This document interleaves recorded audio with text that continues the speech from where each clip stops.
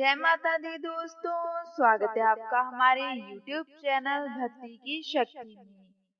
दोस्तों, आज हम श्रवण करने जा रहे हैं देवशायनी एकादशी व्रत की कथा।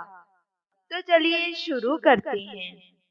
हिंदू पंचांग के अनुसार आषाढ़ शुक्ल के एकादशी को देवशायनी एकादशी के व्रत के नाम से जाना जाता है। इस दिन भगवान विष्णु का शयन काल शुरू हो जाता है। शास्त्रों के अनुसार इस दिन से भगवान विष्णु चतुर्मास के लिए निद्रा पर चले जाते हैं। इस बार देवशयनी एकादशी मंगलवार 20 जुलाई 2021 को पड़ रही है। इसीलिए इस दिन से लेकर 4 माह तक कोई शुभ कार्य नहीं होगा। देवशायनी एकादशी को हरिशायनी भी कहते हैं। धार्मिक मान्यताओं में देवशायनी एकादशी व्रत सबसे सर्वश्रेष्ठ एकादशी मानी जाती है। इस व्रत से व्यक्ति के सभी पापों का नाश हो जाता है। अब आपको सुनाते हैं देवशायनी एकादशी व्रत की कथा।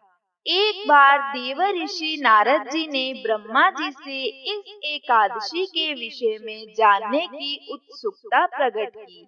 तब ब्रह्मा जी ने नारद जी को बताया, सतयुग में मानधाता नामक एक चक्रवर्ती सम्राट राज्य करते थे। मानधाता के राज्य में प्रजा बहुत खुश थी, परंतु भविष्य में कब क्या हो जाए यह कोई नहीं जानता। अंत वे भी इस बात से अनभिज्ञ थे कि उनके राज्य में शीघ्र ही भयंकर अकाल पड़ने वाला है। उनके राज्य में पूरे 3 साल तक वर्षा नहीं हुई, जिस कारण भयंकर अकाल पड़ गया। इस अकाल से चारों ओर त्राही त्राही मच गई, जिस कारण धर्म पक्ष के यज्ञ, हवन, पिंडदान, कथा व्रत आदि में कमी हो गई। क्योंकि जब सर मुसीबत पड़ी हो तो धार्मिक कार्यों में प्राणी की रुचि कहाँ रह जाती है। प्रजा ने राजा के पास जाकर अपनी पीड़ा की दुहाई दी। राजा तो पहले से ही इस स्थिति को लेकर चिंतित थे। वे सोचने लगे कि आखिर मैंने ऐसा कौन सा पाप कर्म किया है जिसका दंड मुझे इस रूप में मिल रहा है। फिर इस कष्ट से मुक्ति पाने का समाधान ढूंढने के उद्देश्य से राजा सेना लेकर जंगल की ओर चल दिए। वहां विचरण करते करते एक दिन वे ब्रह्मा जी के पुत्र अंगिरा ऋषि के आश्रम में पहुँचे और उन्हें प्रणाम किया। ऋषिवर ने राजा मानधाता को आशीर्वाद दिया और उनकी कुशलता के बारे में पूछा। फिर इस प्रकार जंगल में विचरण व अपने आश्रम में आने का प्रयोजन जानना चाहा। तब राजा मानधाता ने हाथ जोड़कर कहा, महात्मा, सभी प्रकार से धर्म का पालन करते हुए भी मैं अपने राज्य में भयंकर अकाल का दृश्य देख रहा हूँ। आखिर यह सब क्यों और किस कारण से हो रहा है? कृपया इसका समाधान करें।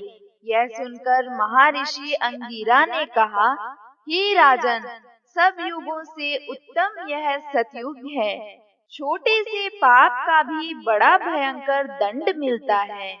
इससे धर्म अपने चारों चरणों में व्याप्त रहता है। ब्राह्मण अतिरिक्त किसी अन्य जाति को तप करने का अधिकार नहीं है, जबकि आपके राज्य में एक शूद्र तपस्या कर रहा है। यही कारण है कि आपके राज्य में वर्षा नहीं हो रही। जब तक वह काल को प्राप्त नहीं होगा तब तक यह दुर्भाग्य शांत नहीं होगा। दुर्भाग्य की शांति उसे मारने से ही संभव है। किंतु राजा का दयालु हृदय एक निरपराधी शूद्र तपस्वी का शमन करने को तैयार न हुआ। उन्होंने कहा, हे देव, मैं उस निरपराध को मार दूं, यह बात मेरा मन स्वीकार नहीं कर रहा। कृपा कर आप मुझे कोई और उपाय बताएं। तब महर्षि अंगिरा ने राजा से कहा, आषाढ़ माह के शुक्ल पक्ष की एकादशी का व्रत करके इस व्रत के प्रभाव से अवश्य ही वर्षा होगी। राजा अपने राज्य की राजधानी लौट आए और चारों वर्णों सहित देवशाही ने एकादशी का विधि पूर्वक व्रत किया और इस व्रत के प्रभाव से उनके राज्य में जोर की वर्षा हुई और पूरा राज्य धन धान्य से परिपूर्ण हो गया।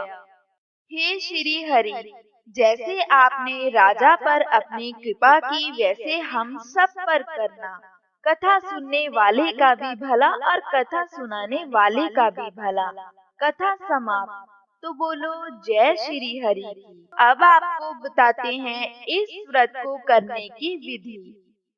देवशाही ने एकादशी के दिन प्रातः काल उठे, पहले घर की साफ सफाई करें, उसके बाद नित्य कर्मों से निवृत्त होकर स्नान करें। स्नान के पश्चात घर में पवित्र जल का छिड़काव करें। घर के पूजन स्थल अथवा किसी भी पवित्र स्थान पर भगवान विष्णु की सोने, चांदी, तांबे अथवा पीतल की मूर्ति स्थापित करें। इसके बाद उनका 16 सामग्रियों से पूजन करें। भगवान विष्णु को पीताम्बर अर्पित करें। व्रत की कथा सुने, आरती कर प्रसाद वितरण करें। ब्राह्मणों को भोजन करवाएं तथा दक्षिणा देकर विदा करें। अंत में सफेद चादर से ढके गद्दे तकिए वाले पलंग पर श्री विष्णु को शयन कराना चाहिए तथा स्वयं धरती पर सोएं। धर्म शास्त्रों के अनुसार यदि व्रती चतुर्मास नियमों का पूर्ण रूप से पालन करे तो उसे देवशाही ने एकादशी व्रत का संपूर्ण फल मिलता है। यह व्रत इस लोक में सुख देने वाला और परलोक में मुक्ति को देने वाला है। अब आपको बताते हैं कुछ उपाय जिन्हें करने से आपके जीवन में सुख समृद्धि आती है। इस दिन पितरों के लिए तर्पण करना लाभदायक होता है। आप इस दिन अपने घर में पूजा करें या किसी मंदिर में पूजा करके हार, फूल आदि चढ़ाएं और प्रसाद बांटें। इस दिन घी का दिया जलाएं और सच्चे मन से प्रार्थना करें। इस दिन माता पार्वती को सुहाग की चीजें अर्पण करने से सौभाग्यवती स्त्रियों का सौभाग्य बना रहता है।